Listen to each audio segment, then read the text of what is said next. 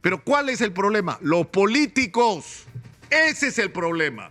Políticos ineptos, políticos corruptos, políticos oportunistas que hacen cosas asquerosas. O sea, han tenido al país en vilo durante 2 años en la guerra entre los fujimoristas y el demonio de Vladimir Cerrón y ahora están abrazados dándose besitos. Exitosa. O sea, ¿qué sentido de la moral tiene esta gente con tal de quedarse hasta el 2026? Se meten al bolsillo, por no decir en otro lado, sus supuestas diferencias ideológicas. Esta crisis de inseguridad que estamos viviendo y la manera como el gobierno la está respondiendo no es sino, para ser sincero, más de lo mismo Exitosa. que hemos tenido siempre en las últimas décadas. ¿Y qué es lo que tenemos? Es improvisación. Fíjense ustedes lo que está pasando, ¿ah? Declaran el estado de emergencia. ¿Ya cuál va a ser el papel de las Fuerzas Armadas? A ver, oiga, señores de las Fuerzas Armadas, ¿qué van a hacer? O sea, espérame un ratito. Declaras un estado de emergencia porque tienes un plan, ¿no es cierto? Donde tú ya determinaste con anterioridad cuál va a ser el papel de las Fuerzas Armadas. Lo están discutiendo. Están viendo, ¿no? Horas antes de que se declare el estado de emergencia, recién se están reuniendo con los alcaldes de los distritos que van a ser declarados en emergencia. Es decir, no es que ha habido una reunión con los alcaldes, con las personas involucradas en la declaratoria de emergencia para planificar. No. Horas antes, es más, después de la declaratoria de emergencia se está discutiendo cómo hacemos.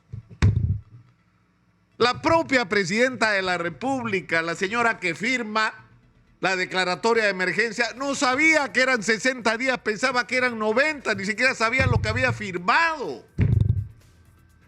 Es una falta total y absoluta de seriedad y de responsabilidad, pero así es como se manejan las cosas en el Perú.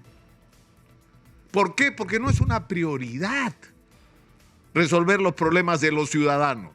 Porque no hay planes, no hay estrategias, no hay objetivos a lograr este año, el próximo, dentro de 5, hasta dentro de 30 años, lo que queremos hacer con el Perú. Vamos al tuntún, respondiendo según de dónde vengan las presiones. Presionan de un lado, entonces hacemos algo para calmarlos, presionan del otro, y así se gobierna el Perú. Pero el problema es que eso es una parte, eso es una cara de lo que vemos. Porque la otra cara es por qué se toman las decisiones. Por si es un buen negocio, pues, para los que están en el gobierno. Lamentablemente, las decisiones se toman en función de cuánto billete te puedes levantar, no en cuántos problemas resuelve para la ciudadanía. Es decir, cuando uno evalúa sector por sector los déficits, lo que le llaman ahora las brechas, ¿no? Y descubres unas brechas espantosas, 154,000, ¿no?, millones de soles de déficit solo en infraestructura educativa debería ser suficiente para declarar en emergencia la educación nacional. Pero, ¿qué les importa? La pregunta es cuántos se han hecho ricos mientras no se ha invertido ese dinero en educación, con el negocio de manejar la educación y las obras en educación. Por ejemplo, o el déficit en la policía. O sea, tenemos, por declaración del propio comandante general de la policía, ¿no?, el general Angulo que estuvo acá, la mitad de los patrulleros no sirven para nada. Y salen los exministros, algunos exministros que están directamente comprometidos en la decisión de ese tipo de adquisiciones y hablan como si no fuera su problema, como si no tuvieran que ver con ese estado de cosas. ¿Pero por qué se han tomado ese tipo de decisiones? Porque ha habido una tremenda corrupción en las adquisiciones. Hasta este año. La última, la de la Policía de Lima, que ha adquirido, se supone, 10,000 vehículos. Cuestionado por la Contraloría, cuestionado por el órgano, ¿no?, supervisor de contrataciones del Estado, les vale madre, como dicen los mexicanos. Igual siguieron para adelante. Y la presunción que uno hace en función de esas decisiones, ¿y por qué deciden estas cosas que las propias autoridades de control te están diciendo que están mal? O sea, uno tiene que suponer que hay algún interés, ¿no es cierto? ¿Cuál creen ustedes que puede ser el interés? De ir adelante con una contratación que a todas luces no es la más conveniente, es cara, se podría conseguir lo mismo y mejor con menos dinero, se podría conseguir vehículos más adecuados, es decir, se podría conseguir todo mejor, pero eso no importa, pues. ¿Por qué? Porque hay otros intereses. ¿Ah? Y ustedes ya saben cuáles son. Entonces, la verdad es que no podemos seguir así, tomando esta serie de decisiones. Miren ustedes la discusión de la interoceánica que está ahí colgada hasta el día de hoy, ¿no? ¿Por qué se construyó esa carretera? ¿Por qué se tomó esa decisión? Evidentemente había una necesidad de integrar al sur del país, pero hacer una vía que nos terminó costando más de 6.000 millones de dólares, no se hizo en función de las necesidades del sur del país, se hizo en función de los intereses de Odebrecht, de sus consorciados de Graña y de los políticos corruptos alrededor de Alejandro Toledo, porque no fue solo Alejandro Toledo el que recibió de la suya. ¿Por qué se decidió construir un metro en Lima al precio que hemos construido? Es probablemente el tren más caro que se ha hecho hasta hoy, en términos de precio por kilómetro, y el tiempo infinito que se han tomado en hacerlo. Pero esa decisión se tomó en función de ¿qué? ¿De que hay un plan para reorganizar completamente? No, pues. Porque era un buen negocio para empresarios inescrupulosos que tratan de ganar lo más posible, ¿no? Sobornando a funcionarios que están ahí viendo cómo muerden y muerden desde abajo hasta arriba. O esto que está pasando, o sea, acaba de ocurrir un incendio en la refinería de Talara. Por Dios, ¿cómo es posible que en el Perú hoy, que es un país que no es un gran productor de petróleo, hayamos invertido una enorme fortuna en rehabilitar o refaccionar una refinería que nos está costando, ya nadie sabe cuándo, 6.000, 7.000 millones de dólares, ¿cuánto nos ha costado? Pero aguanta un ratito, ¿no era que teníamos gas natural? No era que teníamos, no hubiera sido en un país en el que hemos aumentado de una manera exponencial nuestros ingresos, pero igual no sobra la plata, porque las necesidades son tan grandes que el dinero no sobra, entonces tienes que invertirlo con inteligencia.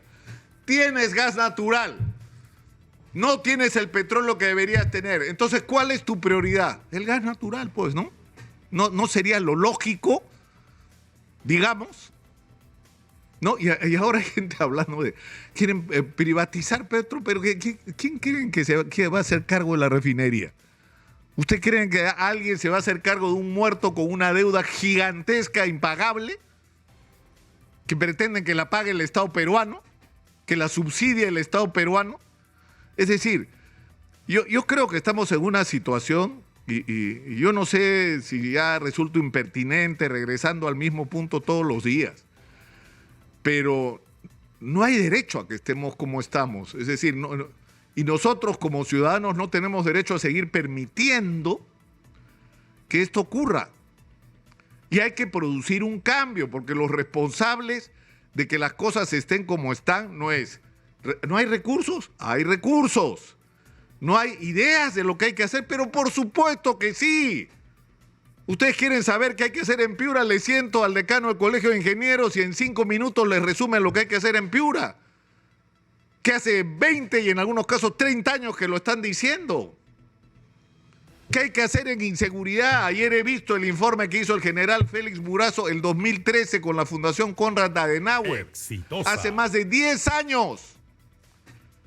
Con un diagnóstico absolutamente riguroso de la situación de la inseguridad, de la policía y de todos los problemas implicados en la inseguridad, porque la inseguridad no es solamente un problema policial, es un problema que tiene implicancias legales, entonces implica el sistema de justicia, tiene implicancias penitenciarias, o sea, cómo vamos a manejar el tema de las cárceles y se van a hacer realmente espacios de rehabilitación o no, y tiene componentes sociales, en el sentido de que mientras el Perú vive en los niveles de informalidad y los jóvenes estén en el abandono en el que están, vamos a meter presos delincuentes y estos van a ser reemplazados por nuevos, o las cárceles se van a convertir en escuelas de formación de delincuentes y centros desde los que se dirige la Comisión de Delitos.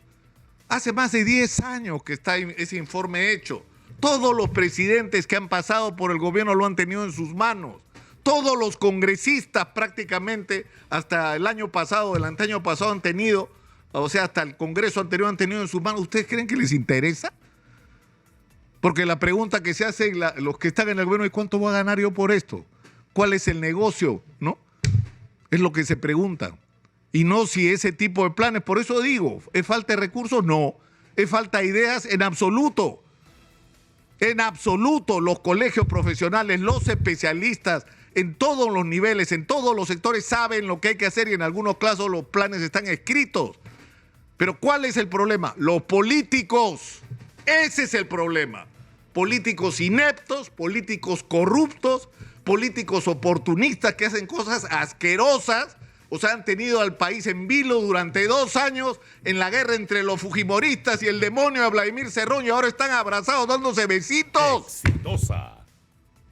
O sea, ¿qué sentido de la moral tiene esta gente con tal de quedarse hasta el 2026? Se meten al bolsillo, por no decir en otro lado, sus supuestas diferencias ideológicas.